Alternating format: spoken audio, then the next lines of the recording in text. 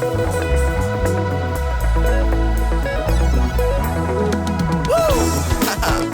is a song from Togo, yeah, come on. Hey, Now when me I live you VMWX, Mr. Togo, pays de l'Afrique de l'Ouest, Mr. Togo, Togo pays de paix. Yali, oh Yali. C'est quelqu'un qu'on n'arrive pas à déplacer facilement. Oui, facilement. Et pire encore pour un projet comme notre projet, qui est un projet no-cost. Mais il porte l'amour à la jeunesse, il porte toujours partager à la jeunesse, donner le meilleur parce qu'il veut voir une jeunesse vraiment épanouie, qui puisse saisir toutes les opportunités possibles. Donc, commerce, technologie, science, tout, y compris religion, spiritualité, la langue anglaise, aujourd'hui, a de la prépondérance. C'est parce que quelqu'un a décidé, à un moment donné, d'écrire dans cette langue, pendant que la langue était une langue reléguée. Oui, vous voyez. Donc aujourd'hui, si vous écrivez dans vos langues, un siècle plus tard, peut-être, cette langue-là va devenir prédominante et cela va permettre que le lait, ou le caviar, ou le thé, ou le mouba, ou je ne sais pas quelle autre langue, devienne une langue internationale, pas une langue nationale, mais une langue internationale. Par exemple, les pays de la sous-région, Côte d'Ivoire, Ghana, Togo, Bénin, Nigeria, par exemple, et que bon, voilà, quelques thématiques sociales et culturelles dans l'écriture engagée. Les injustices sociales et économiques, le racisme et la discrimination raciale. En parlant de racisme et discrimination raciale, il y a ce roman Esclave de Kanye Allen que vous pouvez lire en illustration. Liberté et droits de l'homme, droits humains aussi là, et l'homme des choses à venir de Kossi et puis une magie ordinaire. Vous lisez et vous avez la littérature engagée à ces causes. La liberté et droits humains, racisme et discrimination raciale, lutte contre le colonialisme et l'impérialisme. Donc vous voyez, les Braves orthogonales est déjà, dès le départ, un texte fondateur de ces genres de revendications, de la transformation, participer à la transformation sociopolitique. La littérature engagée au Togo, donc, n'a pas commencé dans les années 90, comme on a tendance à le dire. Donc, avec cet exemple des Braves of Togoland, il est clair que dès 1914, il y a eu une littérature de combat, de résistance, une littérature produite ici, en exil, qui a commencé la lutte pour la liberté. C'est un poème qui présente les Togolais fondamentalement comme des armes, des êtres épris de liberté, n'est-ce pas? Et donc, des êtres qui combattent pour cette liberté. Ils ne font pas la guerre pour la guerre, mais ils combattent pour la liberté, n'est-ce pas? Bon, l'histoire du pays a connu plusieurs soubresauts. Et en 1990, nous avons eu la conférence nationale souveraine, n'est-ce pas, à l'issue des troupes sociopolitiques.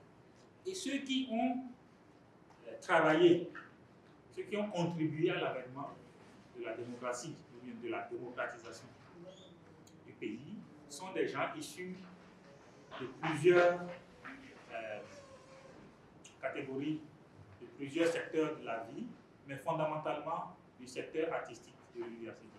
C'est-à-dire qu'il y a des gens qui étaient des écrivains, qui ont pris leur plume et qui ont participé à l'éveil des consciences, à la mobilisation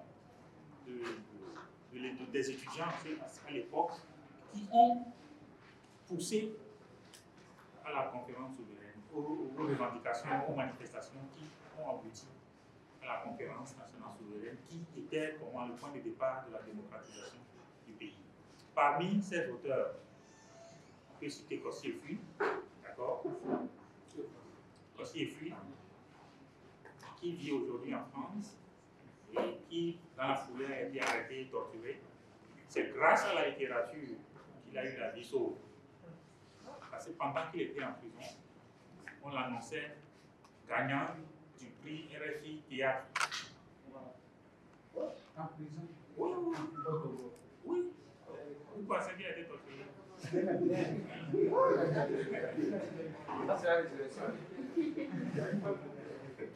Donc là, vous lisez nombre de choses à venir et vous comprenez, et vous lisez cette autobiographie, ce roman autobiographique.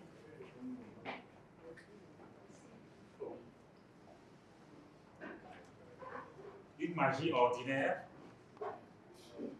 qui est sortie récemment. Je crois que c'est en 2023, non? JP, c'est en 2023 qu'on l'a invité? Oui, 2023. 2023, oui. Il était l'invité du festival en 2023, lorsqu'il a sorti ce livre, qui est un roman autobiographique et donc il parle de sa vie au Togo, depuis sa naissance jusqu'à... Et donc, vous voyez cette phrase-là, qui a fait l'objet de plusieurs émissions plateaux sur les télé, radio. Je préfère que tu sois vivant loin de moi plutôt que mort ici, dans ce pays, dans mes bras. C'est les propos d'une mère, de la mère de Kossi Efui à Kossi. Donc il faut partir. Il faut partir et vivre. Vous voyez? Donc la littérature engagée, la littérature de combat, dans les années 90, a eu ces écrivains comme les figures. Pour gagner à l'air, il faut lire Chemin de croix. Oui, Chemin de croix. Oui. Et pour Kossi Efui, sa pièce Le Carrefour. Donc vous voyez, c'est la littérature produite quand même pour éveiller la conscience, mais aussi pour impulser une transformation sociale, politique et aussi culturelle dans le pays. Je vais finir avec, je voudrais bien évoquer Tobata, mais bon, il y a plus de temps. Et donc je finis avec Aïe Dosari et Anas Atakora pour ce qui concerne l'engagement social et littéraire. Je disais au début, quand je parle d'engagement, ça me fait sourire, parce que moi, je ne fais pas de l'engagement. Si vous lisez mes œuvres, si vous lisez les commentaires sur mes œuvres, et j'ai découvert ce que toutes les gens disent de moi, hein, et moi j'ai souri. Pour nous trois, par exemple, on dit ce que j'ai découvert, que les poètes togolais patrons de Meko, Anas Atakora et Aïe Dosari font partie de la génération contemporaine de la poésie togolaise, chacun ayant une approche unique de la poésie et abordant des thématiques diverses allant de l'engagement politique à l'expression des réalités sociales, culturelles et identitaires du Togo. Ok. Bon. D'accord. Donc il y a ces éléments-là. Vous lisez pour les beaux yeux du monde. Nous n'avons pas suffisamment de temps, mais je vous recommande de lire. Vous lisez aussi la vie que nous menons ici. Et vous voyez, vous vous plongez dans la réalité socio-politique, socio-culturelle, socio-économique du pays et vous êtes incité à la transformation. C'est comme ça que la littérature parvient à toucher à travers le cœur du lecteur, le cœur de la société, pour initier une transformation d'abord de soi. Parce que le contact avec la littérature est un contact de départ personnel, individuel. Donc, vous êtes touché. Et la transformation que vous subissez, c'est la transformation que la littérature vous apporte. C'est les idées que la littérature vous apporte. C'est l'émotion que la littérature vous apporte qui suscite cette transformation en vous. Qui fait que vous voulez cultiver une meilleure version de vous. Que vous voulez avancer, peut-être agir comme un personnage d'un roman, par exemple, parce que ce personnage a été combattant, n'est-ce pas, a évolué, a traversé des vicissitudes de la vie, mais que finalement, ce personnage a eu une vie épanouie à la fin, d'accord, et que vous êtes poussé à ne pas baisser les bras, à ne pas abdiquer devant les difficultés de la vie. Je crois que c'est à ce niveau-là, comme je l'avais évoqué, la création, le développement de l'empathie, c'est le point de départ de la transformation que la littérature peut apporter à l'individu. Ma question est par rapport au fait que la définition de l'art s'élargit de nos jours à des personnes qui font des travaux manuels ou toute autre chose. Au cas où cette définition ou bien cet aspect de l'art qui parle de la beauté rejoint leur capacité à faire ce qu'ils font d'une manière très extraordinaire. Je vais répondre en disant que l'éducation scolaire ne garantit pas qu'on soit intellectuel. C'est-à-dire qu'on peut aller à l'école et ne pas être intellectuel.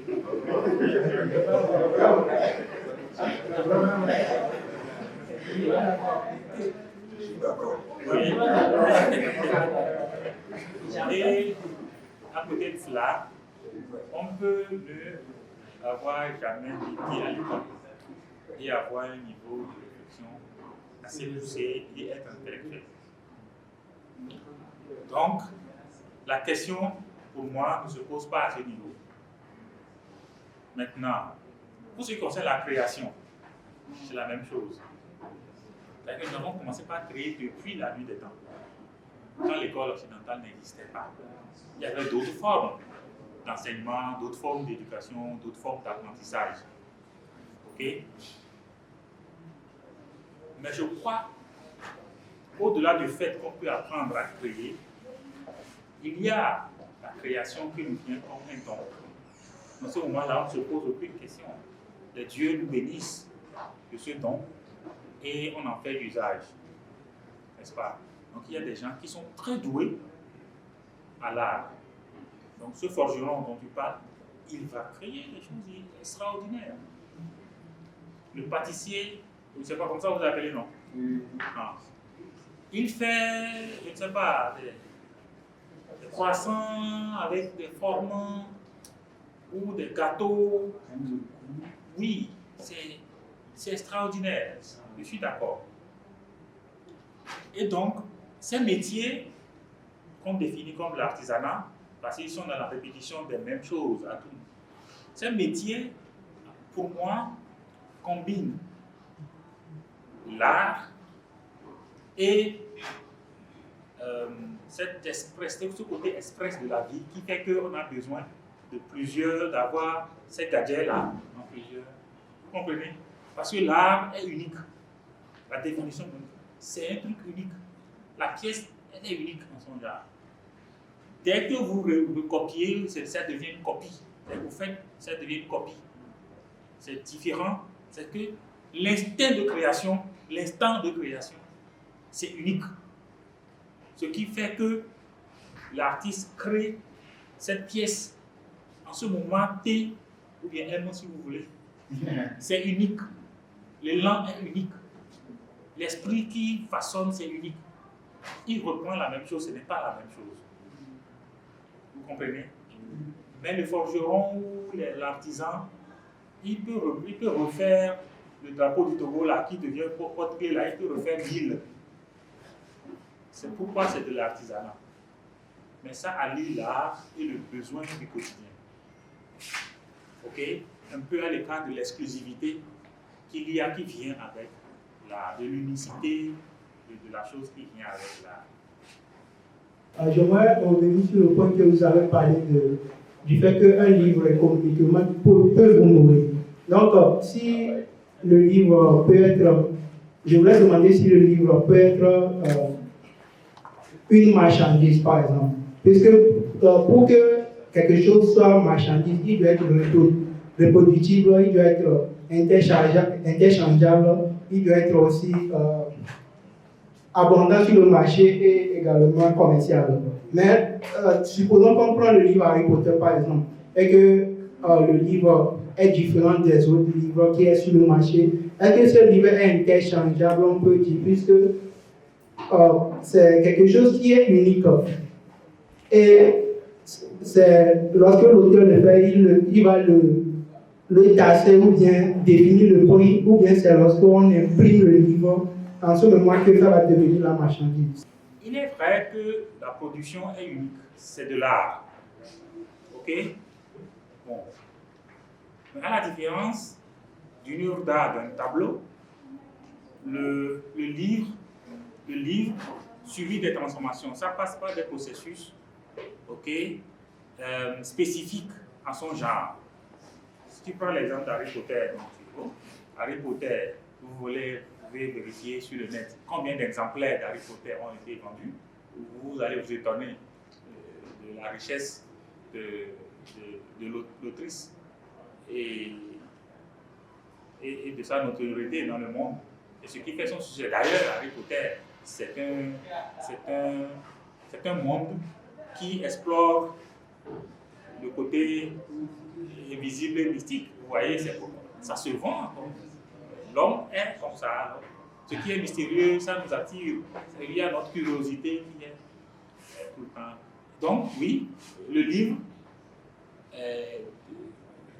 dès que l'artiste finit de le produire, le livre suivi passe par des processus et devient un objet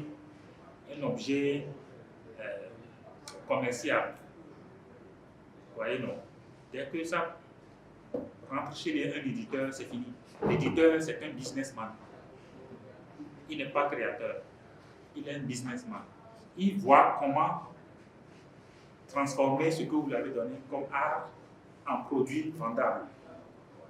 C'est son job. Et il prend un pourcentage sur ça. Vous comprenez? Donc, le livre, oui, c'est un produit vendable. Et quand on fait bien la communication, ça vend beaucoup. Moi, je peux vous donner un exemple.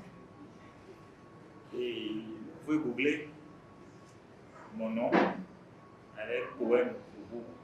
Vous allez voir sur le net beaucoup de textes.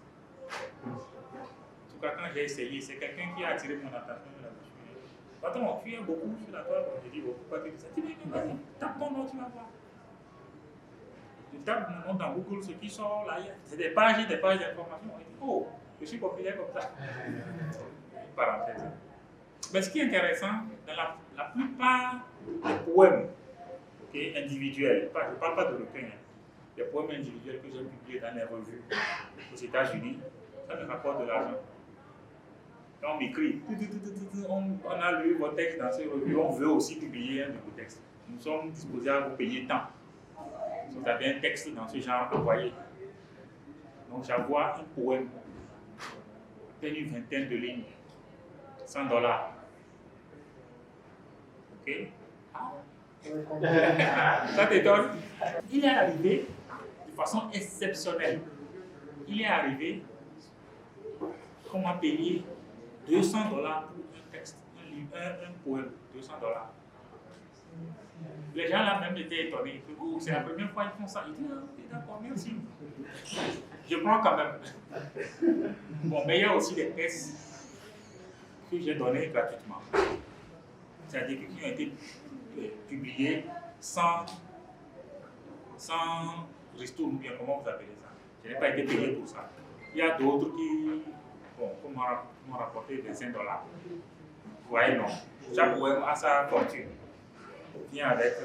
Mais le truc, c'est quoi? C'est que l'art coûte. Ça a un prix. Bon, déjà un prix, une façon de parler. Mais on achète l'art, on consomme. D'accord? Donc le livre se vend, c'est un produit marchand. En dehors d'être artistique, c'est un produit marchand. Parlons de l'aspect spirituel de l'écrivain. Parce qu'on sait tous que pour atteindre un niveau de connaissance, il faut, je peux dire, il faut l'aspect, il faut s'aventurer dans l'aspect spirituel.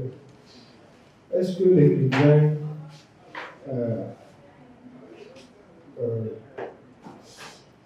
en écrivant ces œuvres, est-ce qu'ils s'aventurent un peu dans le spirituel? Parce que pour avoir plus de connaissances, il faut la création, il faut au niveau spirituel donner une dimension. Tu m'apprends quelque chose.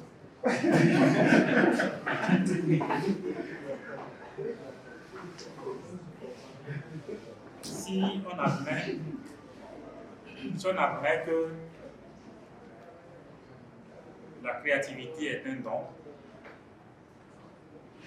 et que lorsque les dieux te fassent don de la créativité, c'est parce que ils t'ont élu. Ou bien, ça veut dire qu'il y a une certaine connectivité et tu es venu avec une certaine disposition pour pouvoir recevoir ce don. Donc si on considère ça, bon, donc on peut dire que les artistes, de façon générale, sont des êtres particuliers, ou plutôt qui ont des dispositions particulières qui font que ils peuvent capter les messages et les transmettre. Je parle de messages, mais je ne néglige pas le besoin créatif. Okay? Ce qui fait que ce qu'ils font est beau. Je ne néglige pas ça, parce que c'est ça là même qui est art.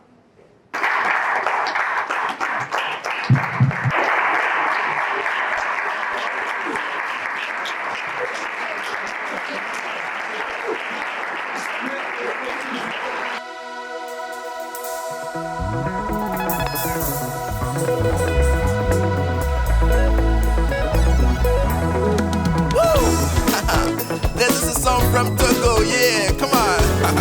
Yeah,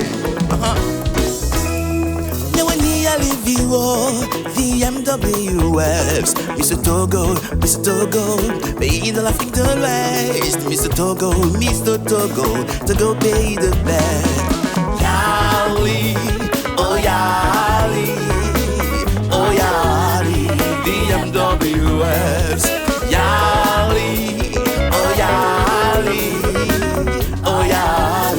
VMWFs. And the MWF is a life-changing program for the youth. It showcases the best in you, follow your communities, for the rock to be a safe place.